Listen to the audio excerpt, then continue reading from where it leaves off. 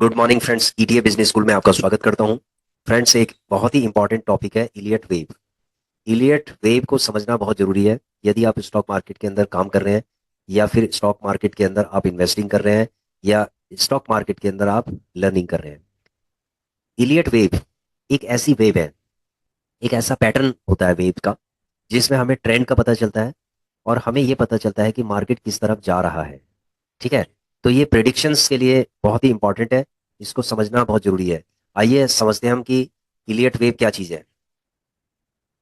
देखिए फ्रेंड्स, सबसे पहले इलियट वेव को समझने के लिए हमें सबसे पहले इसके पैटर्न को समझना पड़ेगा कि इसका पैटर्न कितना होता है, क्या होता है इसका पैटर्न। दो तरीके की वेव है। पहली है मोटिव वेव, यानी जिसको हम इम्पल्स कहते हैं।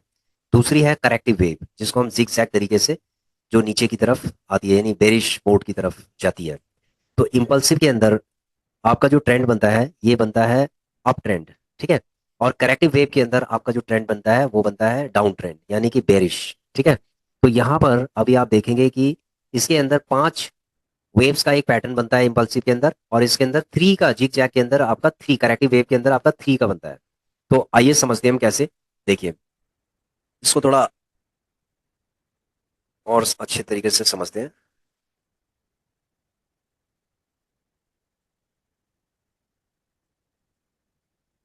अब ये आपकी समझ में आ रहा होगा इम्पल्सिव वेव का। इसको थोड़ा बड़ा कर देते हैं। देखो, टेक्निकली अगर आप इसको समझने के लिए जाएंगे ना, तो बहुत चीजें आपकी फिर समझ में नहीं आएंगी, इसीलिए इसको हमेशा आप इसको ये समझिए कि ये जो वेव है, ठीक है, ये अपना एक पैटर्न बनाती है। और पैटर्न बनाने के बाद किस तरीके का पैटर्न बनता है और हम कैसे इसको प्रिडिक्शन, कैसे इसके अकॉर्डिंग हम प्रिडिक्शन करते हैं। देखिए फ्रेंड्स, सबसे पहले क्या है कि जो पहली वेव बनती है, एक ये वाली हो गई। ठीक है, जहां मेरा कर्सर है वहां आप देख रहे होंगे। पहली वेव ये बन गई, फर्स्ट वेव। सेकंड वेव, जो सेकंड लिखा हुआ है, सेकंड वेव फिर नीचे की तरफ होती है। फिर थर्ड वेव, जो पहली वेव का जो टॉप होता है, इसको क्रॉस करके ये ऊपर की तरफ निकल जाती है। ठीक है, ये थर्ड वेव है। फिर इसके बाद जो फोर्थ वेव होती है वो नीचे की तरफ आती है, लेकिन इसके टॉप जो फर्स्ट वेव का जो टॉप होगा उससे ऊपर ही रहती है ये। ठीक है, तो उससे ऊपर ही रहती है। और उसके बाद ये फिर दोबारा से ऊपर की तरफ चली जाती है, यानी फिफ्थ वेव। तो इसका मतलब है कि यहाँ पर क्या बनता है, फर्स्ट जो इम्पल्स है वो कंप्लीट हो जाता है। ठीक है।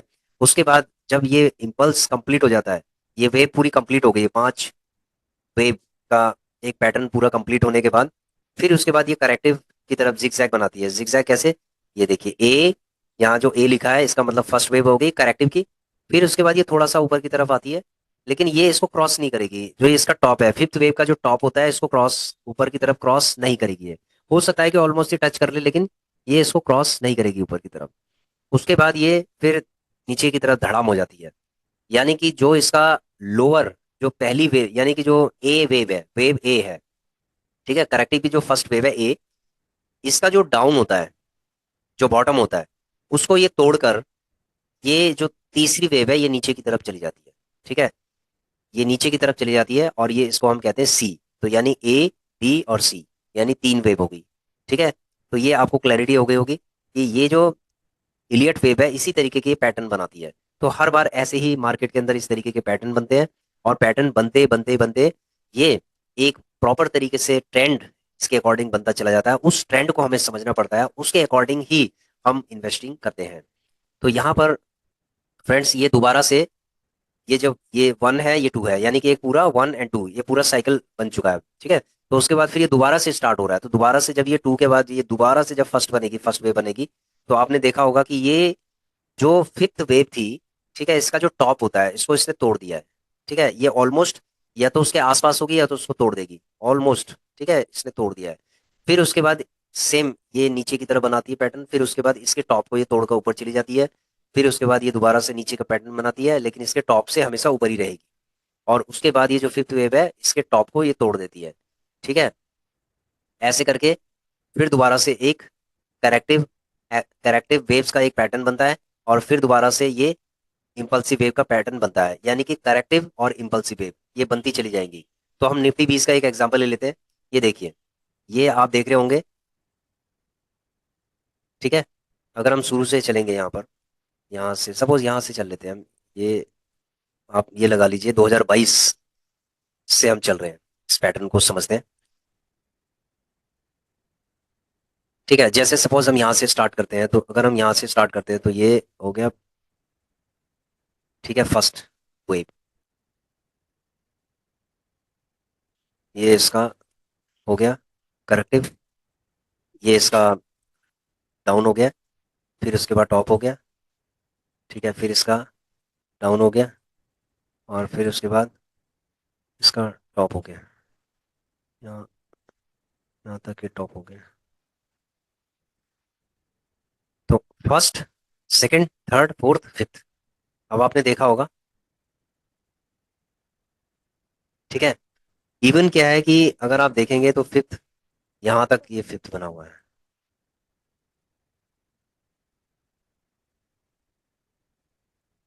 ठीक है। अगर हम एक बहुत लंबे ट्रेंड की अगर बात करेंगे तो यहाँ तक फिफ्थ, यहाँ तक भी बन सकता है, लेकिन हम यहाँ पर भी एक छोटा सा करेक्शन हुआ है, तो इसको भी हम देख लेते हैं।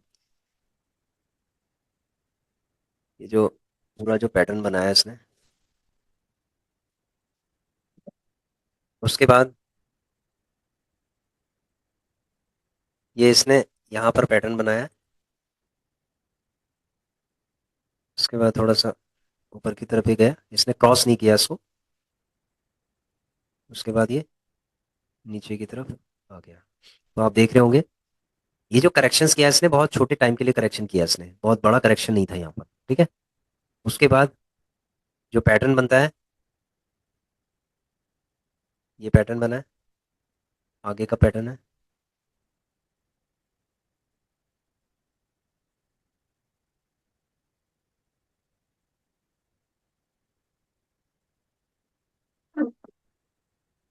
ठीक है।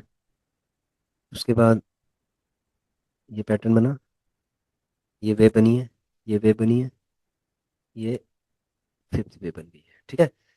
उसके बाद हो गया एक, दो, तीन, चार, पाँच, बन गई पाँच, ठीक है। अब इसका, इसकी कंप्लीट साइकिल कैसी होगी, अब उसमें भी चलते हैं। एक, दो,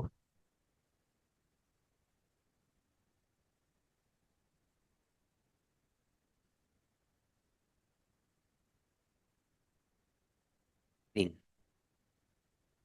तो फ्रेंड्स यहाँ पर आप देख रहे होंगे कि कंप्लीट साइकिल अभी पूरी तैयार नहीं हुई है, अभी पता नहीं है कि नीचे कहाँ तक ये जाएगा। तो जहां पर भी ये बॉटम पे जाएगा, फिर ये ऊपर की तरफ उठेगा, फिर नीचे जाएगा। तो अभी आप देख रहे होंगे कि ये जो ट्रेंड है नीचे का ट्रेंड है, ठीक है। अभी नीचे का ट्रेंड है, यहाँ पर ऊपर का ट्रेंड था। आपने देखा होगा कि इसके बॉटम को इसने यहाँ से तोड़ दिया है, ये देख लो, ये बॉटम यहाँ पर है, तो इसके बॉटम को इसने नीचे की तरफ तोड़ दिया है।